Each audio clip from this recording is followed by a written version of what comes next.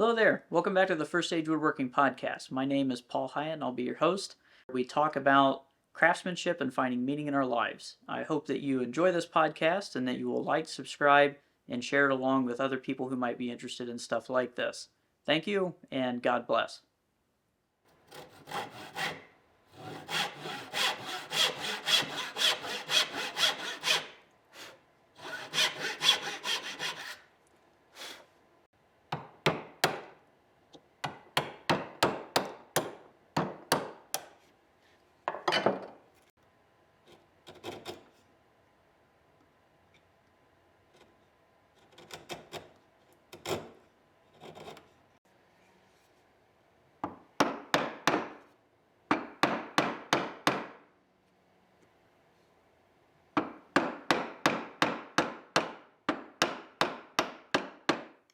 Hello there, and welcome back to the First Stage Woodworking Podcast. I figured today I would just kind of speak out loud about an analogy that I tend to use in a lot of the classes that I teach through Homeschool Connections and that I've taught throughout the years. One of my favorite courses to teach is a course on Western political philosophy, and it's called Western Political Thought.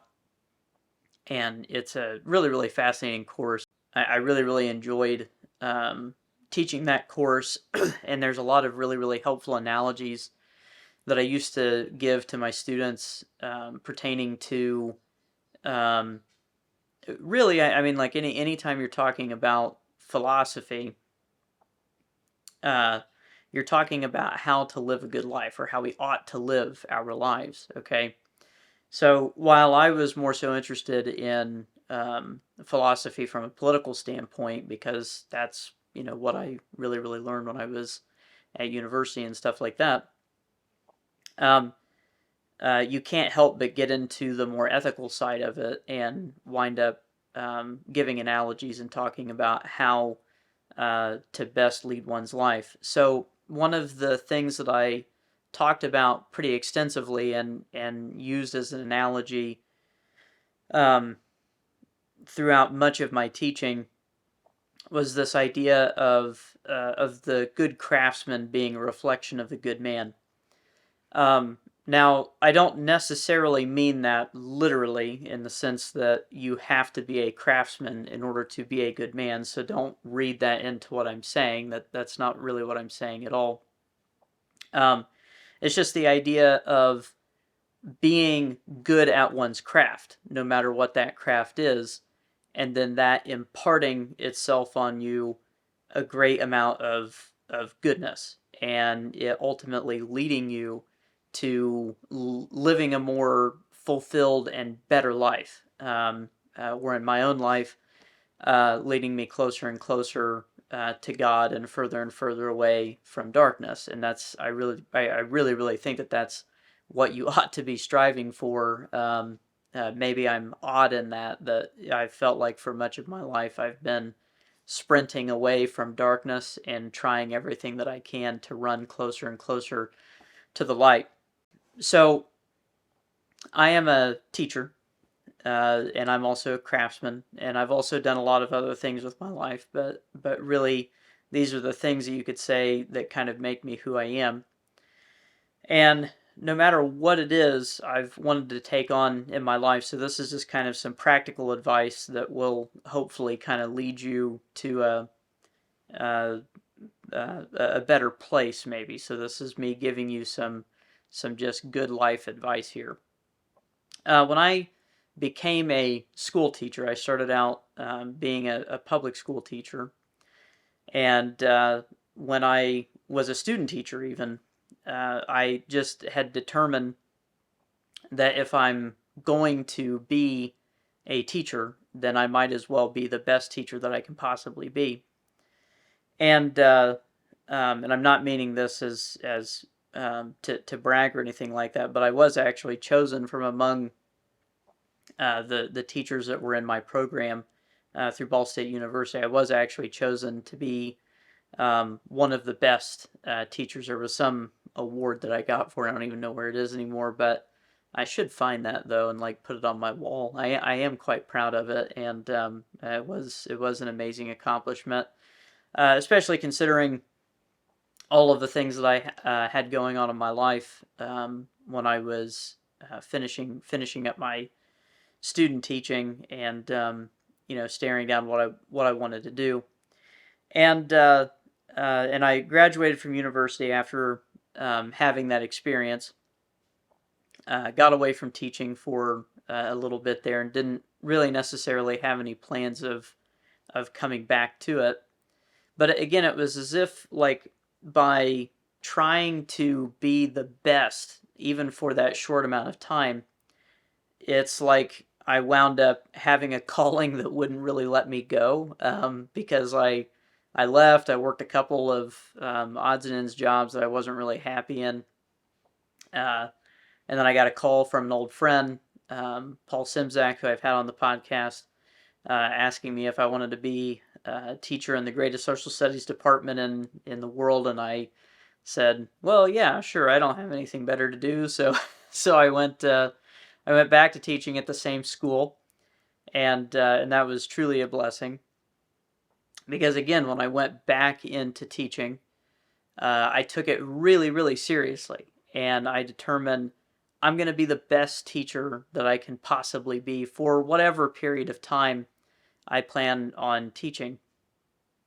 And I didn't plan on teaching for the long haul. I planned on being there for a few years and then figuring out what I wanted to do with my life. I didn't necessarily consider that being an educator was just like the final step for me.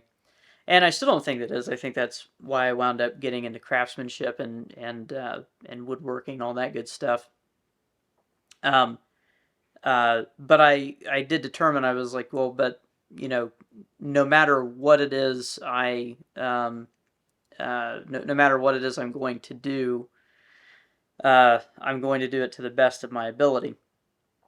And that was just something that was instilled in me, and something that I've just always seen as a good thing to do with my life, um, ever since I can remember. So, I mean, all the way from, being a local stock boy and grocery bagger at Bill's Foods in Hartford City, Indiana. It's no longer there anymore. To helping out on small farms with like baling hay and helping harvest stuff for greenhouses and plant stuff for greenhouses. Uh, Delivering pizzas, working in the food industry, being a Marine, working retail, working sales. No matter what these things were, I always wanted to be the best at them that I could possibly be, even though none of them I considered to be the careers that I wanted. Um, Teaching has just kind of been that thing that has always constantly, you know, come back to me. There's kind of no escaping that particular destiny, and I don't say that in a hateful way or anything along those lines. It's just funny how the world works to me. That though I have stepped away from education a couple of times now, it appears that me and that field are on a crash course for a crash course for destiny, I guess. Um, uh, but like ultimately trying to be the best at those things, to go in front of those kids every day and to pour myself out, which is kind of that's what Saint Paul really talks about. In much of his ministry is that he feels like he is leaving no rock unturned and pouring himself out as a libation to the rest of the world, and that is kind of where my teaching career uh, wound up taking me. Was that though as a public educator you're not necessarily paid the greatest.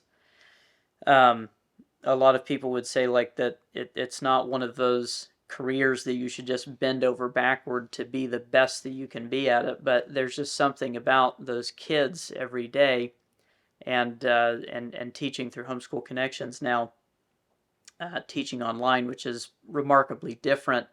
It's still, like if I get a question from a student, I will bend over backward in order to lead them closer to the light and further from darkness. And So my point in talking about this, and it's the same in woodworking, that if I am going to build a piece of furniture, that's why when people will ask me to build them something, I'm like, it's going to take a while. It's because if I consider it to be worth building, then it's worth building well. It's worth building to the best of my abilities. So that means that I'm not necessarily going to go as fast as I possibly can, because that's when you tend to make a ton of mistakes, and it doesn't turn out to be. Then I see basically a ton of mistakes when I look at this piece of furniture. Not maybe what other, maybe you would be very, very happy with it, but there are those projects that I've done in the past that I'm not happy with them because I rushed through them, and they certainly could have gone better in my mind. But opening oneself up to the good, opening oneself up to allowing the goodness that is in the world, through these endeavors that we go on of being a teacher or a craftsman or an artist or a lawyer or a janitor or whatever it may be. When we open ourselves up to being the best that we can at that one thing, then I've just kind of noticed in life that that imparts itself on us. It's like it embeds it into our souls. And I think that is one of those things that, like when you embody trying to be a great teacher or trying to be a great woodworker or trying to be great at anything, then that calls you to be moral in more ways than one. So I mean, it's like, we'll take, for example, being a great school teacher. If you want to be a great school teacher, though there's nothing wrong or nothing illegal with drinking alcohol or something along those lines, but if you're coming into class hungover, right, you're probably not going to teach the greatest lesson you've ever taught, or at least you probably won't be able to appreciate how good your teaching was in that particular day. It's awfully hard to teach and function well if you're a married man and your house is very, very dysfunctional. So I guess kind of what I'm hoping to talk with, or hoping to point you all toward, is that if you want to be good at this one thing outside of the home, then I would say that it tends to lead to things being remarkably better inside the home. And then instead of just having this fragmented portion of your life that maybe things are kind of sort of going okay over here, but probably not, it's kind of a way of having your cake and eating it too, in the sense that you can have joy across the board. You can have happiness more abundantly than just in bits and pieces here and there. And I have just kind of noticed that a person, it doesn't seem as if you can keep them separate whether you want them to or not. So it seems to me that when a person has their family life falling apart, it also kind of seems as if their work life also falls apart. Or if their work life falls apart, then it also kind of seems as if their family life can wind up falling apart as well. And these things are not good. like it's not good when families fall apart, and I hope that we can agree with that, and that God instituted um, marriages in the family, and that it's best to keep these together at all costs. And there are dark forces in the world that are seeking to be able to destroy those things. And you need to be vigilant against those things. And again, one of the ways that you become vigilant is by gaining some wisdom. And the way that you gain that wisdom is in part by, I think, getting out there and living your life well. So, like, you may not be able to articulate why something is good, but if you act it out and it winds up having a good result on your life, well, then what happens is that um, you become better. You become more fulfilled. You become more full of joy, and people really like that. They like that a lot. They like people. I used to have students. They would tell me, and don't take this as me being like the greatest teacher in the world. I already feel that way every time I go into the classroom, whether people think it or not. But when I would have students, I would always start a class just asking students when I was a public school teacher, how's everybody's day? And would just, a lot of people might look at that and be critical because they would say like, well, don't you feel like you're kind of wasting time? And perhaps I am. But by just simply asking that question, when I would ask students later, it's not a huge sacrifice of time, right? It's maybe 5 minutes each class period that you're asking people, and then as a teacher, you genuinely act interested in these young people's lives. Um, so when you do that, I've heard this remark repeatedly as a teacher and from their parents, from these kids' parents when they would come in for parent-teacher conferences and stuff like that. They would be like, "I just really like that we start our day when you ask us how we're doing because it just seems as if you generally care about what's going on in our lives." And of course I do, I mean, like that's the thing is, and I'm not meaning that in the sense of like I care about the drama that's going on. I don't really necessarily care about that, but I want to know if things are going well. Like I want to know if a kid is miserable or not. And if they are, maybe we can bring them out of that misery a little bit, um, so that they can have a little bit more joy in my class. That would, I think, maybe make things remarkably better for everybody that's going. It's like if we're gonna be here, we might as well be happy to be here, right? Um, uh, so I mean, just that idea though, but again, like that's a question of like I didn't have to do that. It's just a question of like, well, what's morally best to do here, in a 70-minute class period, um, what's going to impart some moral goodness both ways. Like what is going to help me to be morally better. So it's like, well, I'm trying to be considerate of my students. So that's why I'm asking them this question.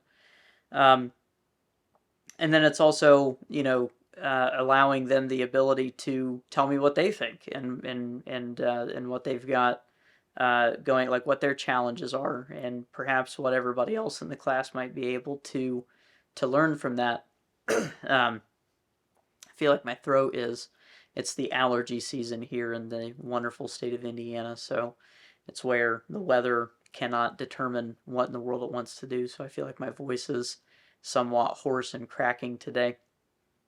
Um, so I mean, again, like as a craftsman, it's very much the same thing that um, you know you go into your shop and you look at these materials and you're like, how can I call out the best in these? And when you determine that that's what you want to do with your life, that you want to be this great person to take part of this great tradition that's been handed down from one generation to the next, in a pretty unbroken chain for, God knows how long, because I do know that for like we can trace the dovetail joint clear back to like the construction of the pyramids and stuff like that. So I mean it's this is a very, very old thing that we're doing when we engage in hand tool woodworking, and people have considered it to be a worthwhile thing to do that has called out the best in them for a very, very, very long time. So I mean, allowing uh, the goodness of that craft to permeate our lives and teach us valuable lessons of patience and courage, because it does. I mean, it takes an act of courage. You're going to foolishly take up a craft that you probably don't know anything about, but you're going to be a student to that craft, um, uh, and allow it to impart its truth, beauty, and goodness on you, so that it acts to you as a light in dark places, is a pretty incredible thing to be able to look at. Now, what would be the alternative? So let's say that you are listening to this podcast and you're like, this guy has no idea what he's talking about. He's living in Fantasyland, and or like a very Tolkien-like view of the world, very, very Shire-like ideal way of looking at the world. And it's like, yeah, no, absolutely, I do have a very, very ideal outlook. So those criticisms are very. Um, I do tend to be more platonically minded when I engage with the world around me, or in other words, I'm striving after the truth for its own sake, and I'm striving to impart that on my students and impart it in the work that I do. Um, so yeah, I mean, I guess you could claim that I'm naive, but I really don't think that I am, and I'll prove or I'll make a point to that here in a little bit here. But I suppose what would the alternative be to what I'm saying? Some people might look at the situation and say, well, there, Paul, if you give yourself fully over to something and then it doesn't work out, then you wind up having that thing that was supposed to act as that light and dark places. It kind of becomes that dark thing. Um, to which I kind of reply that, yeah, I mean, like that can happen, but typically only if we allow it to happen. So I mean, there are a lot of just terrible, unforeseen things that can take place in our lives. And sure, like, we can allow those things to dominate our consciousness and be those things that define us, and we can um, crumble in front of it and and make us lesser, rather than rise to it and try to overcome it. Um, but but so like, you could make the argument that it's like, well, it'd be better to your job doesn't really matter, which again, right there, I don't think that that's so I'll take that point first. We could say that, well, in the scheme of things, your job, the things you do in life, these things don't really matter. Well, it's going to be awfully hard to find a meaningful life if that's what you are wanting to do. I mean, like, typically, I've typically always had at least two jobs. So like, when I was teaching, I was coaching.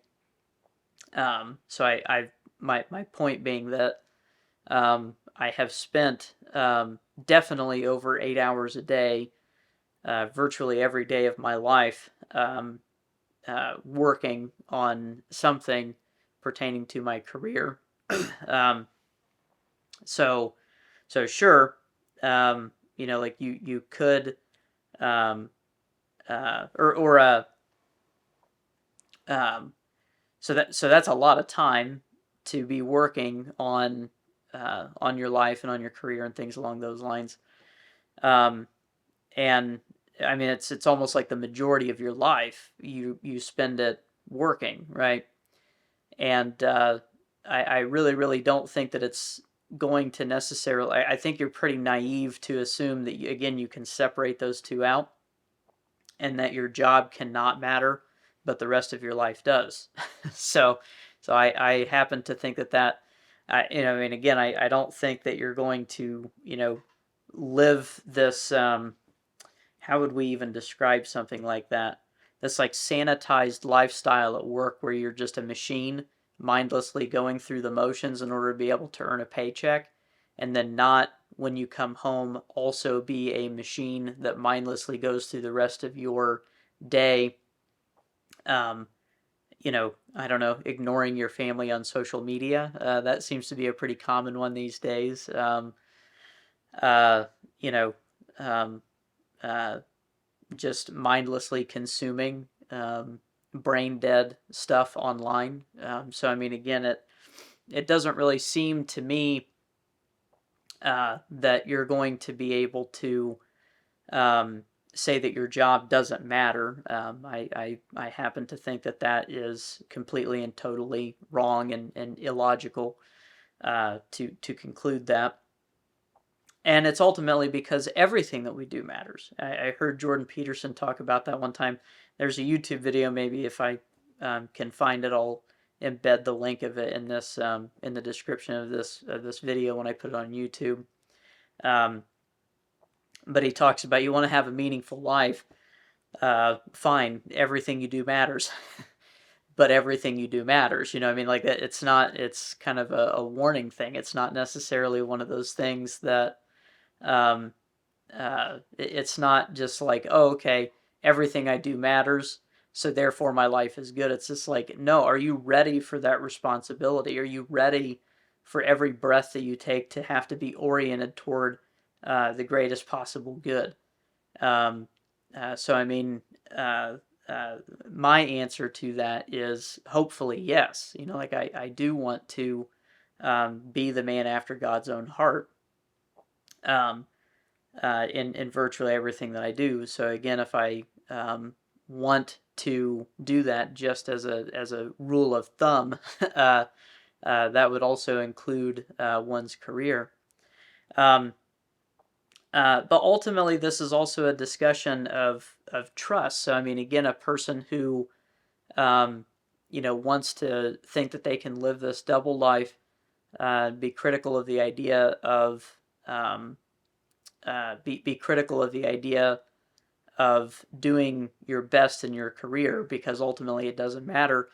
You're also a very very untrustworthy person, I would say. So you are unwilling to graciously and courageously extend your hand out toward the possibility of the good because you fear being burnt.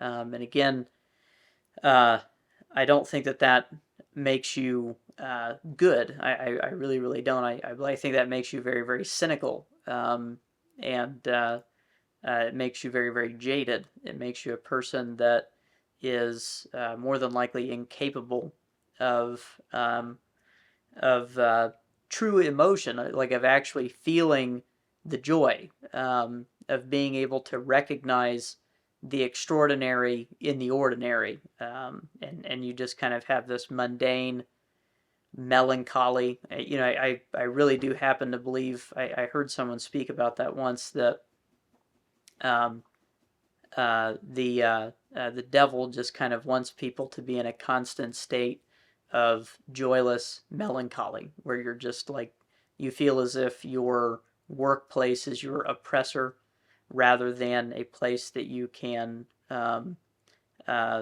unite with the greatest possible good to be the best that you can be in your respective field.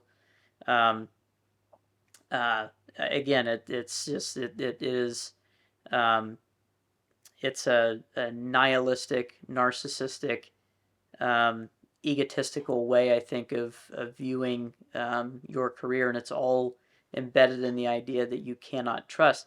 And that's the problem is that as individuals living in societies, that we do have to actually have trust, because that's kind of like the fundamental thing that makes the world go round. So yeah, the kind of the basic fundamental uh, thing that we have to have in society in order to be able to act in the world is trust.